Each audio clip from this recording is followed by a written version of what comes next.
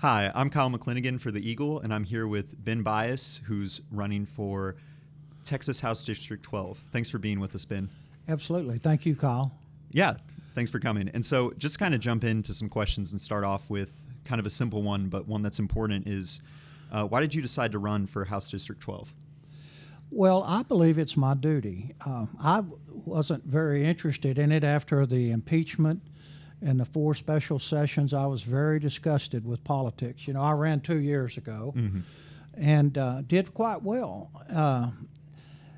And Sid Miller, our Texas Ag Commissioner, is an old friend of mine, and he called me up. I'm standing in the middle of a construction job, and he says, "Have you filed yet?" And I said, "Oh, Sid, I'm busy. I'm building businesses and stuff here, and I'm doing real good." He said, "Ben, you need to go home and talk to your wife and pray about this." So I went home, and a few days later, I told my wife, I said, "Honey, I'll give up the last best years of my life to Texas and God and this country." She said, "Donald Trump doesn't quit, and neither do you. So if you feel like it's your duty, do the job." So I'm running because I feel like it's my duty. I have the time, the ability, the business acumen. I know this district better than anybody alive, and I believe I can serve this district best, and I believe this district is vitally important. So I'm in the race. Okay, great. Yeah. And I also wanted to ask, when it comes to District 12, what do you think are some of the biggest issues that Texans in this district are facing? And if elected, how would you hope to address them? Well, clearly the border is the largest issue there is. And I believe that if you'll elect Ben Bius and you'll elect Donald Trump, we can secure the border. And we can take back Texas. And I think it's time that we took back Texas. And so Ben Lamont used to be a representative in Grimes and Washington County. He worked on a bill to create what now is Senate Bill 4 that Lois Colcourse passed. And it gives Texas a state jail felony for those who cross our border illegally and trespass to do so.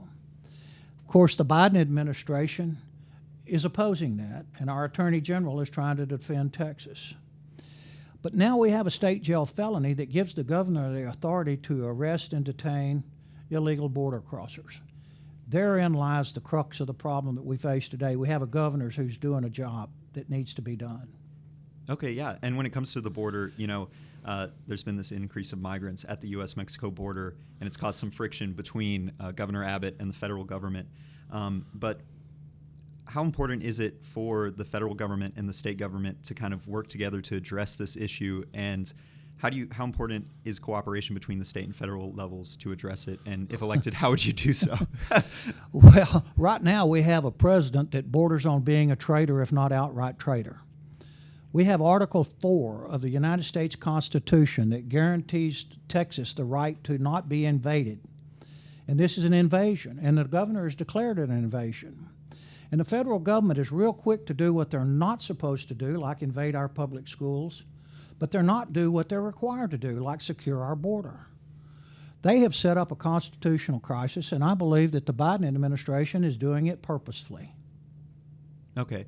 And kind of switching gears to a different topic, in this last legislative session, school choice was a headline issue. And the last District 12 representative, Kyle Kasal, voted for John Rainey's amendment to which kind of killed Governor Abbott's last attempt to pass the school voucher-like or school choice-like program. And now both Kasal and Rainey are not running for re-election. And so kind of all that being said, what is your stance on school voucher-like programs? And if elected, would you vote in favor for such a proposal? The question is, do you believe it's our money and they're our children? Or do you believe it's the state's money and their children? If the answer to that question is yes, you're for school choice. Now, I believe and I support school choice. But the real question needs to be, what do we need to do to make schools more competitive and better? And I was good friends, and my mentor was named Mance Park. He was superintendent of schools and a great leader, great coach. And he told me, he said, the way to run a good school is to hire a good teacher, pay them fairly, train them, and put them in control of the classroom, and then back the teacher up. That's the way school used to be. That's what I believe is the most important thing we do today. And when we restore teacher control of that classroom and take back the classroom and take back our independent school districts, when we created these schools, we didn't mean to go put our children in a state institution at 6 years old. What we intended to do was have independent school districts. Today, they're anything but independent because of state and mostly federal unfunded mandates.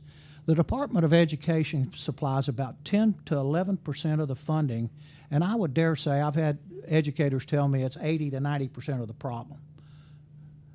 So we've got our work to do, but I'd like to bring some maturity and adult conversation to the room and change the debate to taking care of the teachers, making sure the teacher is where the education is delivered. Okay, yeah. And do you think in this last legislative session, often the school voucher or school choice program, depending on what you call it, was depending on who you ask, it was often tied to increasing teachers' pay. So do you think that's also an important issue, and should they be tied together, or are they kind of separate issues that need to be addressed? Well, I believe in independent school districts, and the teachers need to be paid by the independent school district at a rate that's fair for the community they live in. And yes, we need to pay teachers better. Like in Huntsville, where one of my opponents is the former school board president. They pay the teachers below the state average, and we have 4 Cs at that school. It's a failing school district. And to me, that's unconscionable because Sam Houston State University, my alma mater, go Bearcats, is a teacher's college, one of the best in the state, one of the oldest in the state. And we should have the best, finest schools in Texas. Huntsville Independent School District ought to be a model for public education, and I intend to help them be that way. And so that's another reason I'm running. I don't believe people should have to flee the public school system, but I can't blame a parent who wants to find the best school for their children. Okay. That's their right. Yeah, of course. And switching gears again, earlier this month, the Eagle reported, that you had loaned your own campaign $1 million, and currently that puts you quite ahead of the pack in people running in this primary, and even across primaries across the state. So, how do you plan to use this money, and do you think it gives you an advantage over some other candidates? Well, naturally, it sends a message that we will not go quietly into the night, and that we're going to run a serious campaign. But the most important thing, I've run previously 2 years ago, and I know this district better than anybody. We invested, between me and my donors, almost $400,000, and then other people spent several $100,000. It's insanely expensive to run for state representative. But I know how to spend money. I'm a really good businessman. I'm a much better businessman than I'm a politician. So we're going to deploy that money effectively and get out the truth and let people know that I'm the most qualified, capable, conservative businessman, and that by far and away I'm the most qualified to serve this district. And that message will get out there. Obviously, we're going to use the money wisely, and I'm going to win the race. Okay, yeah. And you had just mentioned that in the past you've run for office several times. So what have you learned from those experiences, and why do you think this time will be different? Oh, well, this time will be different because I start at the 45-yard line. I've got name recognition, and a lot of people already voted for me since we're using football as a message in this race. I start out way ahead of the competition. We have a very short window in which for them to gain name recognition. I don't believe that they'll catch up. I'm going to outrun them. And that's really what it boils down to. I will not be outworked. And so, tell me the rest of the question again. Just what have you learned from your experiences running in the past, and how do you think this time will be different? Well, in 1998 and 2000, year 2000, I was the Republican nominee for state representative. George W. Bush endorsed me, helped me raise money, and supported me. And I ran in Deep East Texas, all the way to Tyler County, which is Woodville. And I lost that race by 300 votes, I think the one in 2000. And I believe that election integrity is very important. They've made a sport out of stealing elections in Texas for over 100 years. And I believe that we need to make our elections more secure. I believe we need to return to the paper ballot. there's nothing worse than working your heart out and believing you're going to win. Everybody believes you're going to win, and you should have had the votes to win. And then there's a wet paper ballot trick that they did up in Michigan, I believe I heard about it, against Trump. Then there's, we found a box ballot that fell off the truck at 3 a.m. in the morning. Those kind of things, in my mind, help people say, my vote doesn't count, it doesn't matter. And that is really bad for our democracy and our republic, to have people lose faith in the elections. And so what I've learned is get more votes so they can't take it from them. Okay. I think Donald Trump learned that as well. You just got to get more votes. Who was the communist in Russia who said, it doesn't matter who votes, it matters who counts the votes?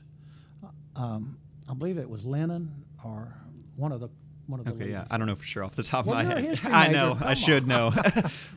And I also wanted to ask, when it comes to your campaign and this election cycle, what do you think is the defining question or issue?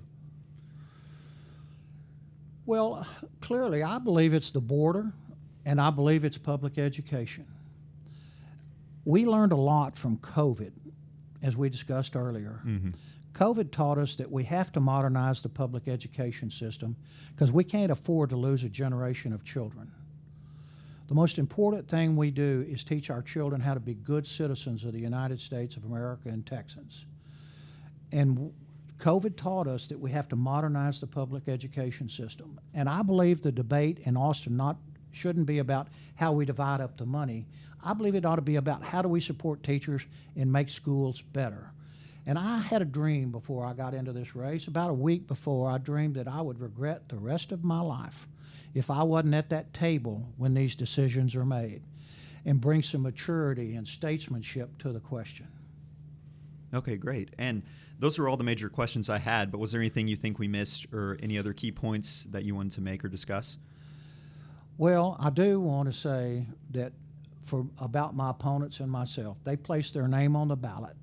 They put their names in play, and their families are involved. My family's involved, and I believe we should all pray for everybody that's put their name on the ballot in whatever race they're in, and that we should pray also that God will bless Texas and deliver us good leaders, whatever the outcome may be.